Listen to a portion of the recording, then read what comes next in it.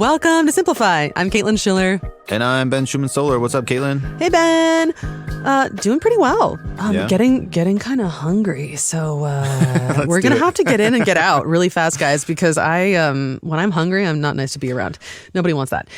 But today we have another one of those like very interesting, kind of different Simplify episodes because we have somebody who you wouldn't know his name, but I bet like 98% of you know his product. And he is the entrepreneur behind, or one of the entrepreneurs behind, an app that I know and love and use all the time, Shazam. If you don't know, Shazam you can have it on your phone or your computer. You can let it listen to a song that's playing and it will identify that song for you, which is so useful. But Dhiraj Mukherjee is the founder of Shazam.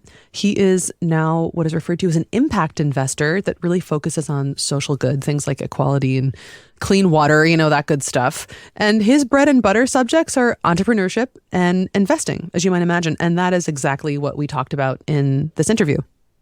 Yeah, and the thing that I would ask people, I agree we should roll the tape. Yeah. The thing that also stuck out to me was a lot about intuition. Yes. I love that. And about youth. Yep. And anytime you have a chance to hear the story of somebody who started something as universally impactful as Shazam is like a blessing. And I don't know, there's a whole lot in here, but we'll only have time in the end, I guess, to pull out a couple things. Yeah. But we'll do it. I also just want to say, one of the nicest people I've talked to. Yeah. Thanks for being such a good interview, Dhiraj. He was lovely. So I hope you enjoy it. Let's just get right in there and we'll be back with some book recommendations and to do a little bit of a wrap up. Hi, Dhiraj. Thanks so much for joining me today. Hi, Caitlin. Thanks for having me on your podcast. Absolutely. Such a pleasure. So you are co-founder of Shazam, which is the world's first mobile phone-based music recognition service. I am reading that directly off of paper here, but I think probably everyone listening knows of Shazam. I use Shazam a couple times a week. And you Great. are also an investor, among many other things. But how do you like to be introduced? I love being introduced as co-founder of Shazam just because it's one of these services which has been around since the age of the dinosaurs. We started in 2000 and, my kids use it today. But really what I am now is a tech for good investor. So I try to invest in startups which are trying to, create a better planet and make the world a better place. So that's how I like to think about myself and exploring the future and, what lies ahead. Mm-hmm. Very cool. Then that actually ties into kind of the first area of interest of mine here in your work. I've done a little bit of background reading on you and listening to some talks. And I like that one of the things that you say is that the best way to predict the future is to create it. And as an investor who's watching what's on the horizon and sort of trying to figure out what the needs of future humanity are, what kinds of innovations from your point of view does our human future most need now? Or what's on the horizon that's exciting you? Well, I actually came to impact investing when I was at the end of my entrepreneurial journey. And basically what I learned is that there's so much that the world needs, which comes from the world of entrepreneurship or being able to, think about solving problems. And actually, I was exploring what these topics might be and came across something called the Sustainable Development Goals, which was put together by the United Nations. And there's 17 different goals, ranging from, climate action to addressing inequality to poverty, clean water. And that, for me, creates a fantastic roadmap. And the good news is that there's lots of people actively involved in addressing these challenges. The bad news is that there's a ton of work to be done and the clock is ticking. But that's what I use as my sort of frame of reference. Cool. I've actually never heard of these before. Do you know a couple of them off the top of your head? I do. And the one which I'm most passionate about is number 13, which is climate action. But there's 17 in total. Equality is a big one. I can actually go and get the list if that would be useful. But in general, it's a comprehensive sort of framework to address the major challenges that we're facing. Mm-hmm. Mm-hmm. I mean, we can link it in the show notes when people get to listen to this. We don't need to go through all of them now. I think it's really interesting that exists. I wasn't aware of it. And I think it's a great measure, really. But more generally, it strikes me as though the kind of investing that you do is clearly very values-based and purpose-based. In your mind, how are values and purpose and profit really related?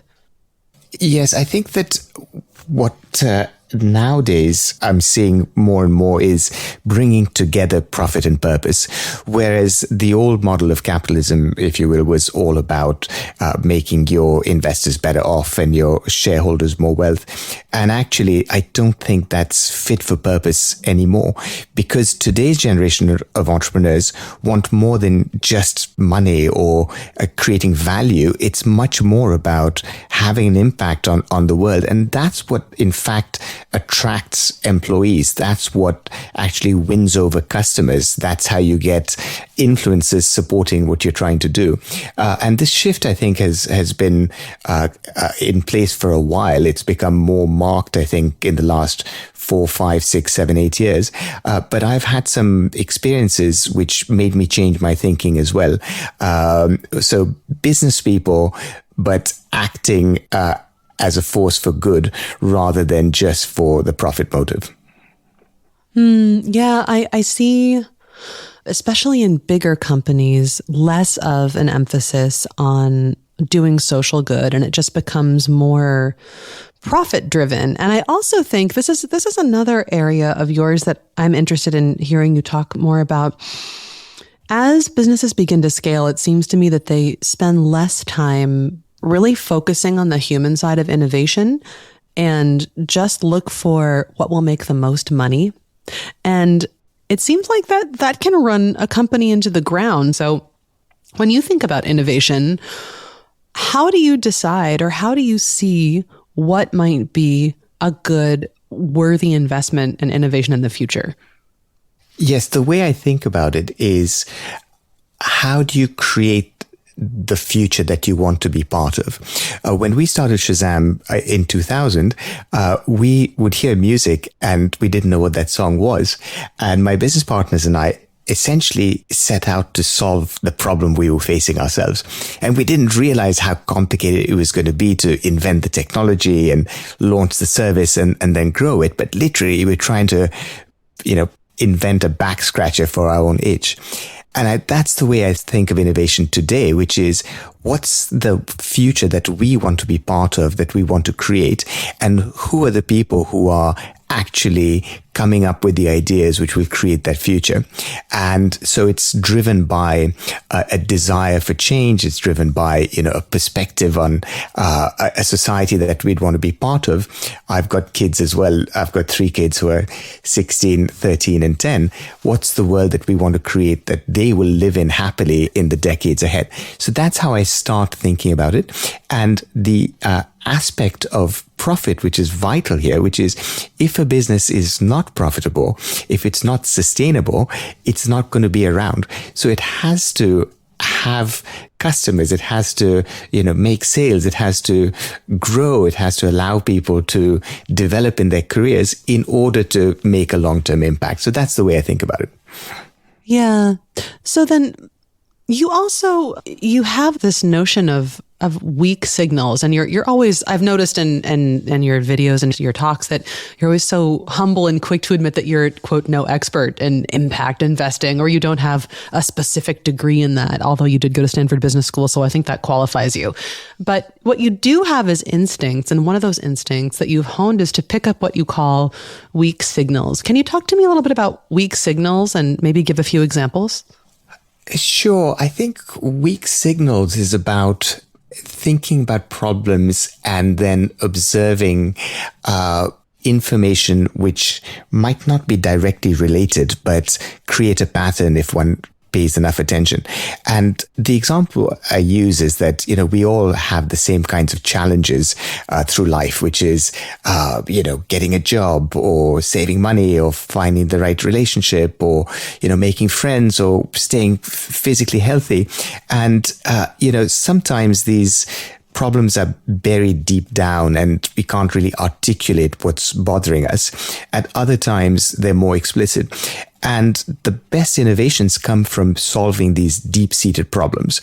And often one will get ideas when one's not thinking about a specific challenge. So it could be in the shower or when you're walking your dog. And those are examples of sort of solitary activities. But other things come from conversations or reading a magazine you wouldn't normally read, or going to a museum and trying to appreciate art even though you might not be an artist yourself. And I think that's really important for creativity, for innovation, for problem solving. And then with practice, one starts tuning into where answers might lie, not where you're actually looking for them, but something or somewhere which you haven't really thought about actively. And that's what I call weak signals, but it becomes a practice rather than just serendipity. Yeah, when you said it's pattern recognition, it's about creativity, it made me think of all the many books I've read over the years for Simplify and otherwise about creative practice and how so much of innovation and new creative ideas comes when you least expect it. And it comes from getting out of your ordinary environment and allowing whatever that new environment stirs up in you. It churns things that you already know, and it invites new thinking, and that, it's creativity. And I wonder, so much of what innovation looks like in business these days, especially tech businesses, is not creativity, or it doesn't really seem like creativity. I've noticed there's so much testing and reliance on data and getting a perfect outcome from the data. Do you think that there's too much of a tendency toward skewing toward data and not toward intuition like you've been talking about, or can they coexist? I think that we tend to look for clear answers, and data often provides good answers, and using one's analytical faculties gives one a sense of confidence.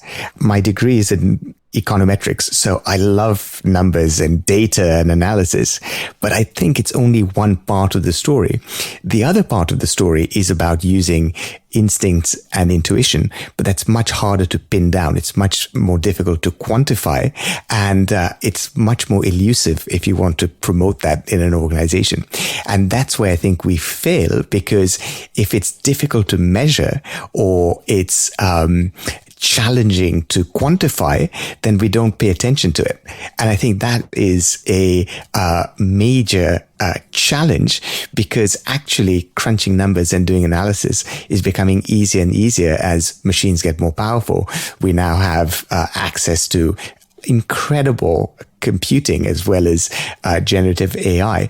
However, I think that the aspect which is less easy to pin down, which is putting together patterns which one observes from quite disparate fields or from observations which are non-obvious, because it's harder to do, we don't do it as well. And I think what we should do more of is to, what I call embrace our stupidity, which is, what are the things which we don't know? How do we get better at exploring the unknown rather than, focusing on what we're already doing well? So that's my contention on bringing the two together. Mm-hmm. Thank you for that. I don't know if it's that we don't do it well. It's just that I think that actually a lot of people do pattern recognition, and artists especially do pattern recognition really well, artists, writers, but I just feel like there's become less value placed on those skills and more on, say, how to make a great prompt for ChatGPT. Yeah. I mean, you've mentioned artists, so this is an example. So my daughter is an artist, and she's 17 years old. She's not working in an organization yet, but most organizations are set up for scale, for structure, for process. But they're not necessarily set up to manage artists.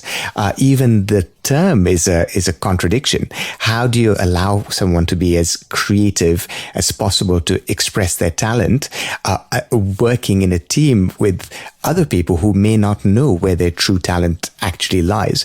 And that's a different kind of challenge. And where I think I see analogies is in sports teams. And you'll hear top managers talking about going out and enjoying yourself as you put in a performance. And it's not about the rigidity which comes from certain organizational structures or certain playbooks. So I think it's really being able to do both, to have a mission or to have an overall idea of what you're trying to accomplish, but then allow that artistic and creative and dynamic expression, and that to me is where the future lies in terms of more fluid organizations. Thank you. Interesting. So that maybe touches on another area of interest of yours that you've been working on lately, which is compiling kind of your lessons from the past as you look ahead and explore the future on how do organizations and maybe entrepreneurs, people who would like to someday have an organization, how do they adapt to the future? And what are some of the pillars that you've been noticing there? Yeah, so I think of the three big kind of trends which are driving the future is, tech, green, and youth. And it's somewhat obvious in the sense that, we're surrounded by emerging technology. I see a much greater willingness and drive towards a greener future. And then youth is something which I'm passionate about. After Shazam, I went to work for Save the Children, and I learned about the power of youth. And I see a lot more, I guess, sometimes a conflict or tension between the generations, but there's a huge opportunity for collaboration as well. So those are the three broad themes that I see. And within each of those, I feel like I can see startups, I can see activity, I can see, bursts of innovation and, techniques one can use, I think, to become more adaptable to the future. Two things. This is a very compelling phrase, the power of youth. I want to know what you mean when you say that. So maybe we could just start with that. Sure. So the power of youth is that it's, directly from the philosophy of Save the Children, which is if you give young people a chance, they will prove how much they can do. And I work with a super young team. And what I try to do is create a compelling vacuum. In other words, pose a problem or ask questions which don't have a clear answer and let the young people on the team I work with go and attack that problem. And I think that generally, our society values experience. And what I value is the original thinking, which comes from inexperience. So not looking at what's happened before and what might have gone wrong and ways of doing things which are set in stone, but using much more, first principles and being able to come up with original thought because one has the opportunity to attack those problems. So that's what I mean by the power of youth. I love that. That feels so optimistic. I hope so. I call myself an eternal optimist because you have to be if you're an entrepreneur. There's no other choice. And I think the change makers of tomorrow are naturally optimists. And it takes a lot more than that to make a dent in the universe, as Steve Jobs said. But I think it does begin with optimism. And that's one of the reasons why I can really relate to young people, because you're naturally looking forward. You're naturally looking at making a difference in your life. You're not held back by baggage from the past or, bad experiences or setbacks. On the contrary, it's an opportunity to make your imprint. And that's why I, love working with young people. And I think it's a huge resource for more established organizations as well. I love that. This is putting a smile on my face. I'm having a difficult time feeling extremely optimistic about the world lately. So this is a nice corrective.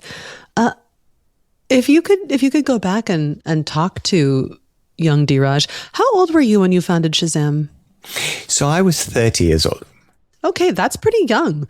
What would you, or if you could go back even before that and start preparing young Dhiraj for entrepreneurship, for this game, what would you tell him? I had a professor at business school who said, you are learning about analysis and you're learning about, techniques to be more precise in your thinking.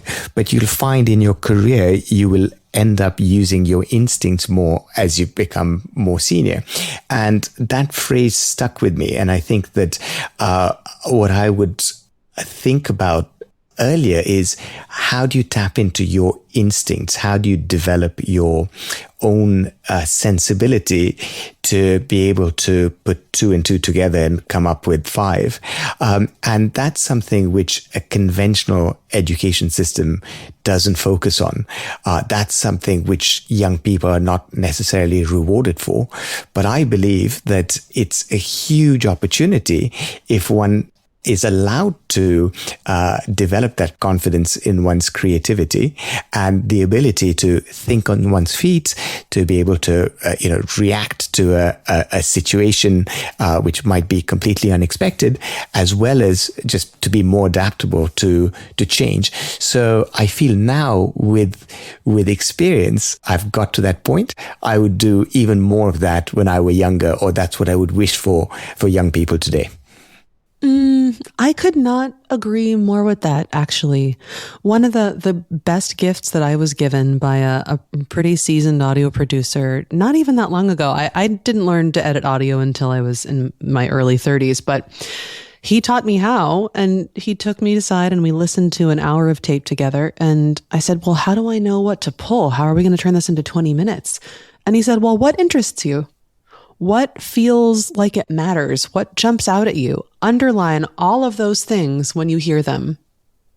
And that's something that I do with my interns today. It's developing trust in your own instincts. And it was such a wild idea to me at the time. Like, oh, just because I find this interesting, someone else might too. But it's kind of obvious. Mm-hmm.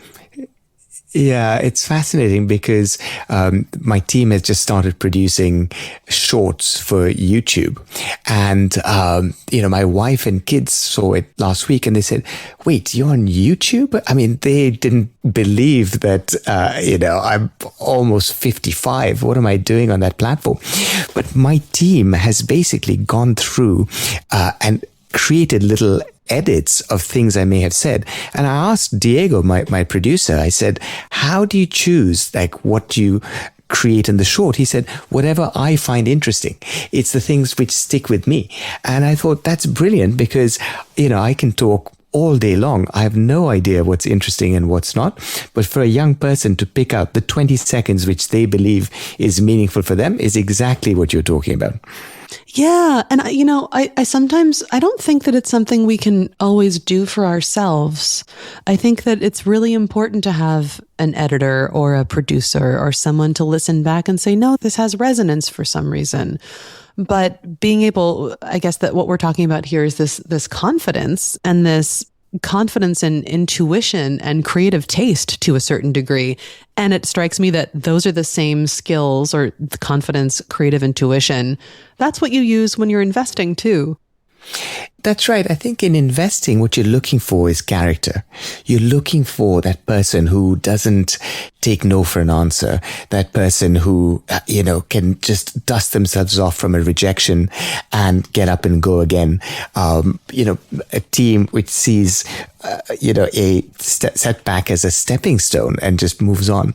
And that you cannot use analysis for. That's where you don't have data. That's all about feel and judgment. And the best entrepreneurs that I work with have very different backgrounds, very different academic qualifications, but they all have this characteristic, I guess, I call it the mind of the entrepreneur. And that's what I look for when I'm investing. And over time, it's a relationship between an investor and an entrepreneur. You learn to complement each other. And as an investor, I try to be a shoulder to cry on, or help to, look further ahead than you can when you're in the trenches building a business. And it's about, partnership. It's about teamwork. And all of these things essentially develop over time as you learn about each other and see each other's strengths. And it doesn't come from, upfront analysis or observation. So it's a very human game. And it's something which I think we will still be, learning about in 1,000 years from now, which is how do you really figure out human beings and not rely on the easy metrics, which are often, could be related to a specific business or a particular, financial objective. Those are actually relatively easier compared to understanding human beings deeply. That's such a nice human way to think about investing. I think that maybe I'm guilty of this too as a liberal arts kid. When I think of investment, I just think of, balance sheets and, how much money is going to be injected into a future project. But really there's so much almost like human counseling work behind it. Yes, I think that, being an entrepreneur is a lonely business because people can't really understand the pressure that you're under. And we went through some really difficult times at Shazam where we had to let people go, and including some really close friends of mine I'd worked with day in, day out for months and years.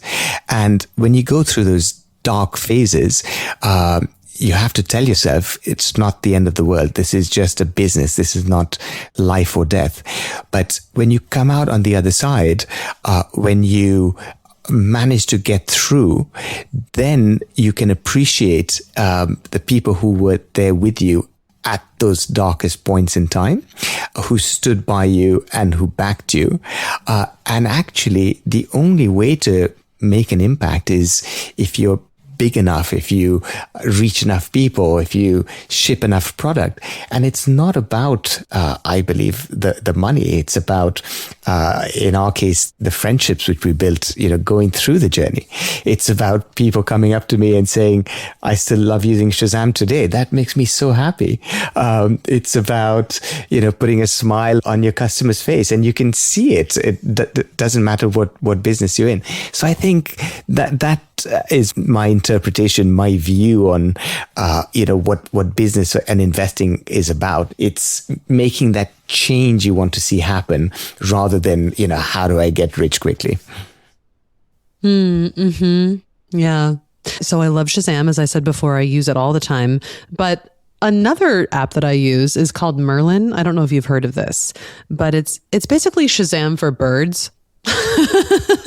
Shazam for birdsong, and it's out of the Cornell Lab of Ornithology, and you can just go ahead and let it pick up the bird sounds around you, and you give it a location, and it sort of cross-checks what birds are likely to be in your area, and it's really very accurate. And I remember thinking, man, if Shazam didn't exist, I don't know if this would have existed. That is such a great story, because I've been asked this question several times. Is there a Shazam for birdsong? And I've never been able to give a good answer. So thank you so much. I'm going to spread the word about Merlin now. You're so welcome. I can send you a link later if you want. It's given me great joy. Oh, it's fantastic to hear. Yeah. So to take it back just for a minute to the adapting to the future, your pillars were green, I believe, youth and tech. Is that what you said? Yes. Tech, green, and youth, but the order doesn't matter. Okay. Tech, green, and youth. So we talked about youth a bit, and I'm glad we did. That was a nice human-driven conversation. But let's go to tech for a minute. What are you talking about here when you say tech? So I find that tech can be intimidating and confusing to some people, and seen as an opportunity for others. And when I talk about tech, I think about innovations that are not necessarily in our hands yet. So the expression I use is basically looking over the horizon to try to look forward and see what we might be using in 5 years from now. And I'm a big fan of, frontier technology such as, augmented reality or virtual reality, which is much closer to being in our homes and offices today than it was, 5 years ago when I first started exploring. The other aspect about tech, which is it's very easy to play with. So you can launch a browser and check out a website. You can download most apps for free and play with them. It's a little bit harder if you want to, buy a headset, but actually most technology is in our hands. And if we have a chance to play with it, then that gives us a sense for what the future has in store. And this is where I find as well, which is with Generation Z growing up with social media or using generative AI as a matter of course in their everyday lives, it's quite different from older generations where it's more of a learning curve.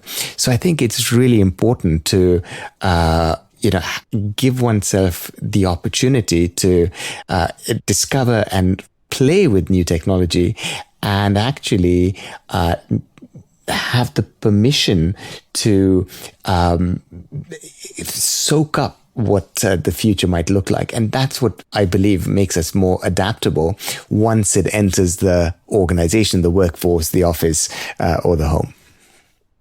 Mm-hmm. And I see that how youth and tech are intertwined there. How is green intertwined with those two? Well, I had a personal experience, which was one of our major investors at Shazam was a venture capital firm called Kleiner Perkins, Corfield and Bowers. And the partner at the firm was Al Gore. And he had written a book and made a movie about climate change. And he came and did a talk for us at Shazam, which was an eye-opening experience for me. So I realized in 2009, 2010, what was happening with global warming, as it was called at the time, and what each of us could do as individuals to make a difference. Fast forward, I think, to 2019 and the realization that Greta Thunberg brought to all of us about the urgency of the climate crisis. And that's why I spend a lot of my time focusing on climate action and climate entrepreneurs, because if we don't encourage climate tech to be developed and flourish, I think it's going to be a major, major challenge. So that's why I'm particularly passionate about that topic. Okay. Dhiraj, if you could tell people who are listening one thing about how you see the future of innovation and entrepreneurship shaking out, what do you hope that they would focus on or take away? So I'm an eternal optimist. I believe that as individuals and as businesses, we can make a big difference to the future. And, starting with capital. So as an investor, I try to, back startups which are aiming to make a difference. But we're all investors. We're saving for our retirement. We might have a pension, and we can put those funds to work for causes that we believe in. But more than that, as customers as well. So, we can use our ability to buy products and services from brands and companies that we believe in. But even more than that is through connections. So whether it is a podcast like this, where one can get a word out, or whether it is about putting a message on social media, or connecting with suppliers or distribution in other parts of the world, for instance. There's so much we can do, both as individuals as well as organizations. So that's my main message, I guess, is can we create the future that we want to be part of? And that would be my, I guess, closing thought or one takeaway from this conversation. I love it. And also, it doesn't hurt to be an eternal optimist. Well, thank you, Caitlin. I'm glad to hear that you're an optimist as well. Oh, I try. And one last thing I wanted to ask you about, because Simplify is nominally a book podcast. So this is a pretty unusual interview. You don't have a book yet, but you have a body of work out there in videos and in talks. But have you read anything in the recent past that you would recommend? It can be in your area of expertise that we've been talking about or something else. Sure. I just want to say I'm a huge fan of Blinkist. I love Blinkist because I absorb so much information in such a short time. I haven't written a book, but my dream is to be a Blinkist author, to write a book, which is straight to Blinkist. Maybe one day. Yeah. But the book which I loved recently is Bill Gates's How to Avoid a Climate Disaster. And I found it so clear, well written, practical and optimistic. So that's one I thoroughly enjoyed. That's high praise. Great. All right, Dhiraj, thanks so much for taking the time to talk today. This has been so good. Fantastic. Absolutely my pleasure. And hope that you're able to get something useful for your listeners from it as well. Oh, I'm sure we will. Welcome to the Book End, where we end with books. Wonderful. Hi, Ben. We're back. Great. So impact investing, designing the future, youth, green, trusting intuition, being an artist, what There's so much innovation in actually here. means. Yeah, like how, what do you want to pull out? This is very predictable. The part that I loved the most was hearing Dhiraj give advice to his younger self, which I think is such a valuable thing to hear from entrepreneurs, like people who have really done the thing. Ask them, what would you tell yourself 20 years ago? And his advice was invest in techniques and skill early on, because later on, you'll use them to really hone your instincts. So like focus on the techniques and skills in the beginning, because they are what will inform your this cloud of a thing that we call intuition later in life, which is what makes you really, really valuable in your mid and later career. So he said, things he would ask that younger self. He'd coach him to say, how do you develop your sensibility? How are you working on your instincts? And a conventional education system, I thought this was really interesting, he pointed out, does not focus on that. It doesn't even really talk about, I can't remember ever talking about intuition or instincts, but so much of what makes you good at a thing you choose to be good at later in life is learning to trust your gut and tune into those things. Yeah. And it's funny, like he said, that's both relevant the higher up you go career-wise, because you have to do more of that kind of intuition. Yeah. And I've also learned this in the kind of innovation development space, in that when you're making new things, you can't rely on the way old things have worked. So you are always sort of guessing, which means you're doing some intuitive, analysis, let's say. Intuitive analysis is a cool phrase I just made up. There you go. But right, because you can't just say, well, this worked, so we'll do that. The point is you're making something new, so you can't say what's going to work. So that requires trusting, reaching some kind of wisdom, and you can use data. Yeah. The data is always backwards looking. It's true. It's hard. So you have to always have intuition. And on the other hand, how he said, how do we instill this in the youth? Yeah. And how do we teach people? And whether that's like a child, like actually youth, or whether that's just a more junior person in your company, how do we help people practice that? How do we help people make contact with that intuition in themselves and train it and build it? And that is, I agree with him, that is probably the way toward a better future. Yeah. Turning that, I think it makes me think of the coaching question, Michael Bungay Stenier, like, he always turns it around. It's like, well, what do you think? Yeah. Sweet. So should we do books? Yeah, let's do books. I can start. I have a book called The Social Animal by David Brooks. Do you know this one? Yes. David Brooks, of course. Okay. So at the end there, Dhiraj and I were talking about intuition, developing the sensibility, knowing in a way that transcends logic and emotion.